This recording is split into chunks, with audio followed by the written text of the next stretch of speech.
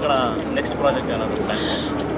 Definitely ಇದೆ. ನಿಮಗೆ ಎಲ್ಲರಿಗೂ ಗೊತ್ತು ಯಾವ್ಯಾವ ಪಿಕ್ಚರ್ ಯಾವ್ಯಾವಾಗ ಸ್ಟಾರ್ಟ್ ಆಗುತ್ತೆ, ಯಾರ್ಯಾರ ಪಿಕ್ಚರ್ ಯಾವಾಗ ರಿಲೀಸ್ ಆಗ್ತಾ ಇದೆ ಅಂತ. ಸೊ ಡೆಫಿನೆಟ್ಲಿ ಆ ಟೈಮಲ್ಲಿ ಆನ್ ಬೋರ್ಡ್ ಬರ್ತಾರೆ ಅವರು.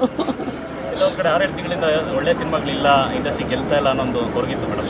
ಇಲ್ಲ, ಬ್ಯಾಕ್ ಟು ಬ್ಯಾಕ್ ಈಗ ಭೀಮ್ ಆಗಲಿ ನಿಜ ತುಂಬ ಖುಷಿ ಆಗುತ್ತೆ. ಅಷ್ಟು ಕಾಟೇರ ಮೇಡಮ್ ನೀವು ಫಸ್ಟ್ ಫಿಲಮ್ ನಂಜುಂಡಿ ಕಲ್ಯಾಣ ಹಿಟ್ಟು, ಇವಾಗ ಮತ್ತೆ ಕಾಟೇರ ಹಿಟ್ಕೊಟ್ಟು ಆ ಶೀಲ್ಡ್ ತಗೊಳ್ಳೋದಿದೆಯಲ್ಲ, ಈ ಮಧ್ಯದಲ್ಲಿ ಶೀಲ್ಡ್ ಅನ್ನೋದೇ ಹೋಯ್ತು, ಅವಾರ್ಡ್ ಶೀಲ್ಡ್ ಅನ್ನೋದೇ ಹೋಯ್ತು. ಸೊ ಅಂಥ ಒಂದು ಖುಷಿಯಲ್ಲಿ ಅದೇ ರೀತಿಯಲ್ಲಿ ಒಂದು ಇಂಡಸ್ಟ್ರೀಲಿ ಇನ್ನೇನು ಎವ್ರಿಬಡಿ ಅವೇಕ್ ಆದರು ಫಾರ್ ದ ಥಿಯೇಟರ್ಸ್ ಆಗಲಿ ಎಲ್ಲ ಒಂದು ಡಲ್ಲಾಗಿದ್ದದ್ದು ಎವ್ರಿಬಡಿ ಓಪನ್ ದರ್ ಐಸ್.